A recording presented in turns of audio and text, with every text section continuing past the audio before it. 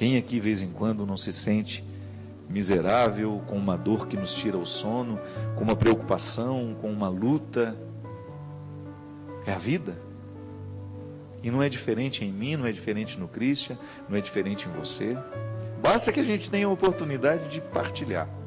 E a gente vai descobrir que nós somos muito parecidos naquilo que a gente sente, nos medos que a gente tem, nas alegrias que a gente deseja, no quanto a gente sofre quando nós somos injuriados, quando somos caluniados, quando somos enganados, quando somos traídos. E quando precisamos viver na nossa carne a tristeza da condenação. É o que Jesus sofreu. Mas tudo isso e a gente pode extrair um significado de tudo isso, descobrindo que toda vitória é possível, mesmo quando nós estejamos aparentemente fracassados.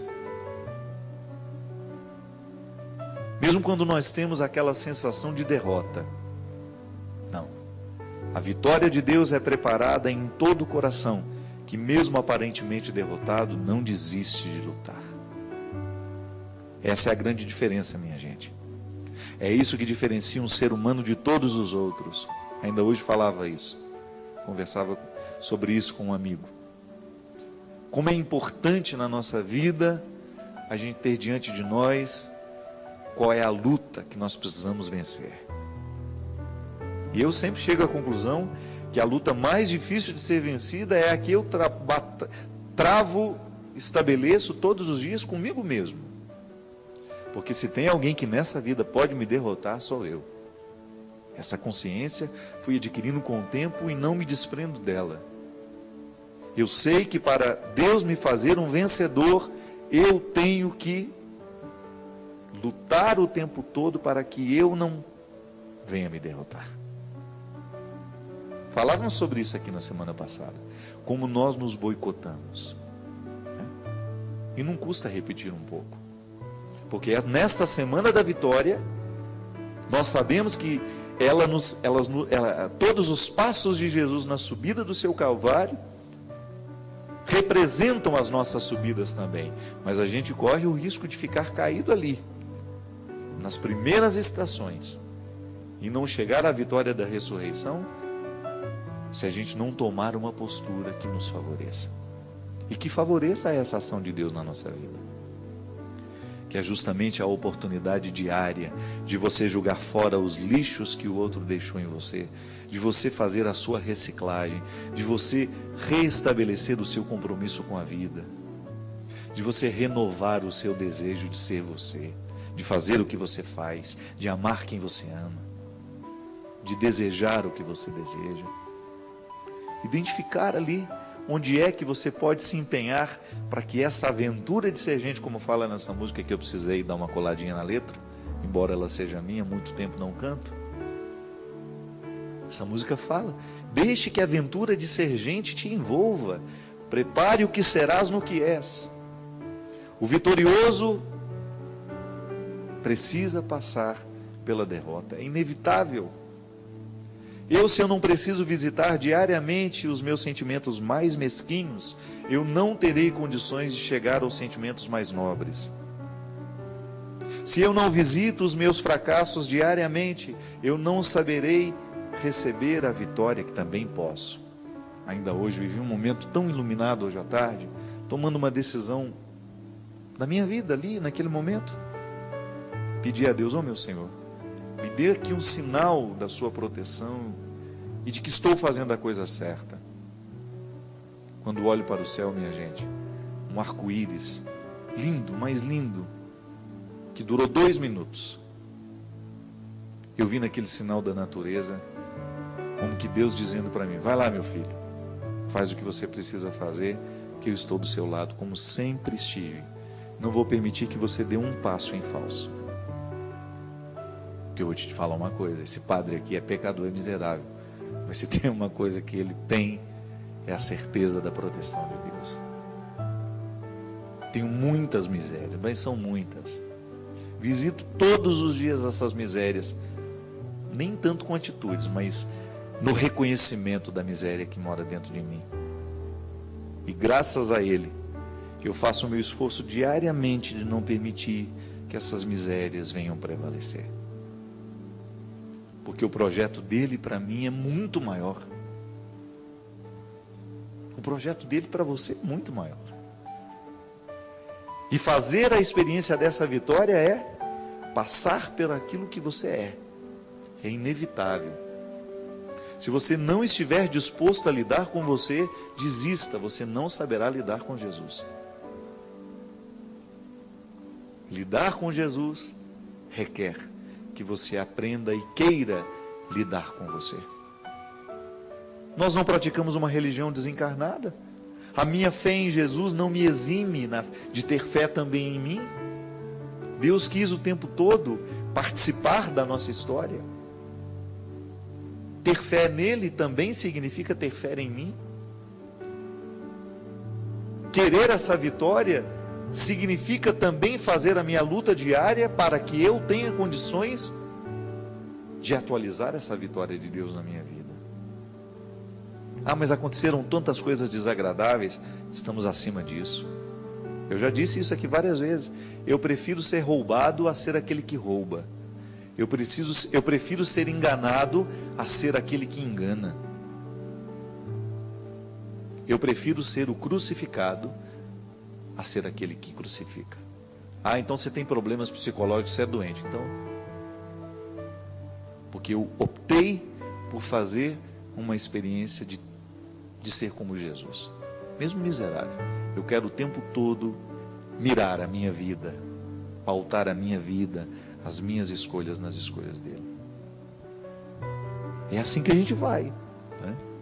Eu do meu jeito, você do seu, mas juntos. Juntos. Eu não sei o quanto que a vida te dói. Eu não sei o quanto que lhe custa viver. Eu não sei o quanto lhe custa ser você. Eu não sei qual é a dor que você vai levar para o travesseiro hoje. Qual é o desaforo que você está precisando digerir aí. Qual é a traição que você viveu. Qual a morte do filho que você ainda sente. O que você perdeu. Eu não sei. Eu não sei o quanto que a vida já te machucou. Quanto você já caiu. Quanto você já se esfolou. O quanto que você já foi prejudicado. O quanto que você já foi crucificado. O quanto você viu o seu sonho desmoronar. Quantos você já viu morrer. Quantos você viu partir. Eu não sei o que é que você guarda. Mas uma coisa é certa. Somos muito parecidos. Também eu coleciono uma série de fracassos. E todas as pessoas que eu encontrei pela minha vida, sobretudo as mais interessantes, colecionam fracassos. Só que não prestam atenção neles. Tem sempre um olhar voltado para o alto, que é a sabedoria que São Paulo nos pede. Volte o olhar para o alto. Oscar Wilde, um escritor inglês, muito pessimista com a vida, muito pessimista, mas também escreveu uma literatura extremamente aguçada, bem feita, claro, com uma visão bastante pessimista do humano. Eu não tenho medo de ler essas coisas, então.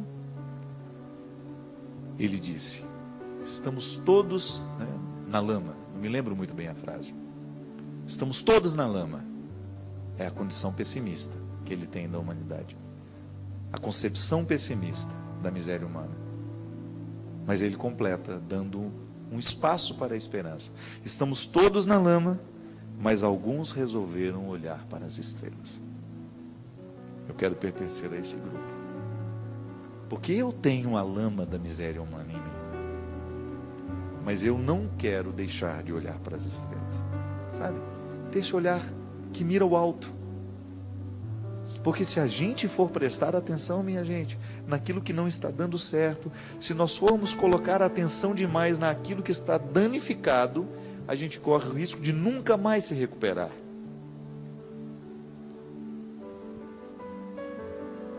Ninguém prometeu que seria diferente. Quem disse que seria um mar de rosas?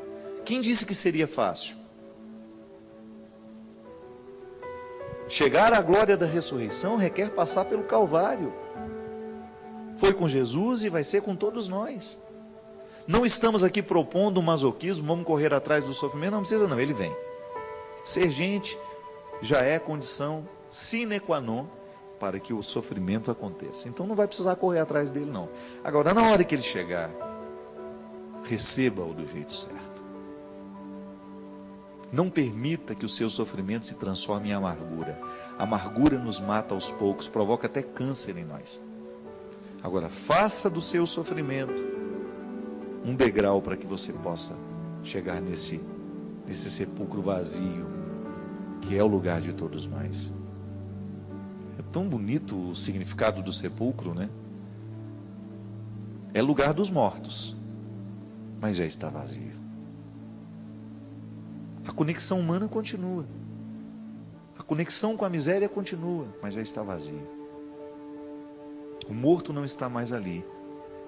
Significa que quando eu olho para aquele sepulcro, eu descubro que as minhas misérias foram ali sepultadas e estão ressuscitadas agora, transformadas, glorificadas naquele que morreu por mim. E que a minha pertença a Jesus me faz com que as minhas misérias morram nele, para que eu tenha condições de viver ressuscitado. Porque essa é a nossa proposta, minha gente. É você continuar miserável, porque a condição humana, ela é assim, não tem como. A miséria faz parte de nós. Mas eu estou debaixo da luz da ressurreição. E porque estou iluminado pela ressurreição, eu compreendo melhor as minhas misérias e tomo conta das minhas misérias para que elas não tomem conta de mim. Eu administro o problema, não permito que o problema me administre. Lembra? Eu nunca me esqueço, eu acho que já até falei isso daqui. Tem uma amiga em Taubaté, até muito tempo não a vejo. A Viviane. A Viviane tem câncer. Já foi diagnosticado há muito tempo. Quanto tempo já, Cidinha? Uns 12, 14 anos a Viviane luta contra o câncer. Muito debilitada em alguns momentos, de repente ela melhora. E na última viagem que nós fizemos para a Terra Santa, que a Viviane foi, algumas pessoas ficavam surpresas quando ficavam sabendo que ela tinha câncer. E aí eu encontrei a resposta porque ela tinha tanta disposição. Lá à base de morfina, né? E andando e peregrinando. A Viviane tem câncer, mas o câncer nunca conseguiu ter a Viviane. Recurso de linguagem, padre. Isso é uma fala que não se adapta à realidade. Para mim é. Porque também encontro pessoas que têm problema, mas o problema não tem aquela pessoa. Então, porque o problema não a tem, porque ela não se deixou possuir pelo problema, ela tem mais condições de lidar com o problema. Diferente daquela pessoa que não tem problema, mas é o problema que a tem.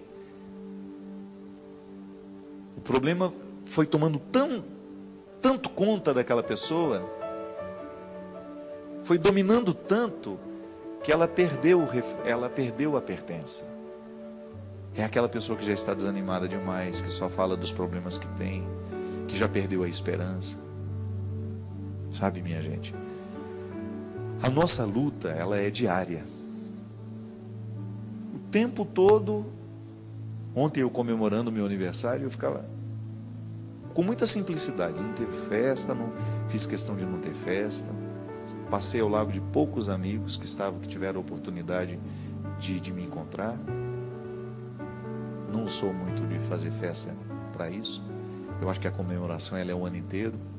Ah, esqueci esse aniversário. Não tem problema não. A gente tem que se cuidar é o ano inteiro. A gente tem que se amar é o ano inteiro. Não é um cumprimento que vai fazer diferença para mim. Mas ontem o que eu refleti era justamente isso. Quando eu fiz questão de celebrar a missa às 11h15, na hora que eu nasci. 11h15 da manhã. Eu nasci perto do almoço. pronto para o almoço. Por isso que eu sou um bom prato, isso mesmo. Nasci na hora do almoço, nasci com fome. E o evangelho de ontem me chamou muita atenção. Porque, não sei se você participou da liturgia de ontem, é aquele evangelho em que Judas come o pão, molha no vinho, come, e logo em seguida ele traz Jesus. E eu fiz uma reflexão muito simples, ela nem é exegética, porque nunca ouvi um exegeta falar sobre isso, e não tem nenhum fundamento o que eu disse, o que eu refleti na missa. Mas para mim foi o que falou alto. Durante o banquete, enquanto todos estavam com fome, Judas ainda era fiel. Na hora que matou a fome, que ele estava saciado, ele se encorajou para a traição. Mas sabe o que eu pedi a Deus ontem? Que eu fosse alguém que tivesse sempre fome, que eu nunca me sentisse saciado, porque se eu me sentir saciado, eu corro o risco de trair o que há de mais sagrado em mim. Eu quero continuar com fome, como diz o poema da Adélia Prado, né? Nem a faca, nem queijo, eu quero é fome. Eu quero é continuar com a minha alma desejosa, eu quero é continuar sedento de vida. Não quero me sentir satisfeito, porque eu tenho, claro, satisfação temporária, na medida certa. Eu não quero estar naquela sensação de que já alcancei tudo o que de mim eu poderia alcançar. Não. Eu quero sempre alimentar essa fome. A saciedade, ela corre o risco de nos colocar indispostos, né? Um para o outro. É igual um almoço. Quando você reúne, antes do almoço todo mundo conversa e todo mundo fala. À medida que as pessoas vão comendo, vão se alimentando, elas vão ficando pesadas, né? Depois você fica incapaz de dar um recado se você precisar, porque o alimento pesou. Então a fome tem um significado interessante. Ela nos dá uma disposição para ir atrás do alimento. É isso que eu quero. Fazer da minha vida uma experiência constante de fome. Desejar ardentemente viver. E nunca sentir que a satisfação encontrada é o ponto final das minhas procuras e das minhas buscas. Um bom propósito para a gente viver a Semana Santa. Alimentar a fome. Pode parecer contraditório. Alimentar o nosso desejo pela vida. E quando a gente está com esse desejo de viver, ser capaz de passar pelos calvários diários para que a nossa ressurreição aconteça. Diga para nós.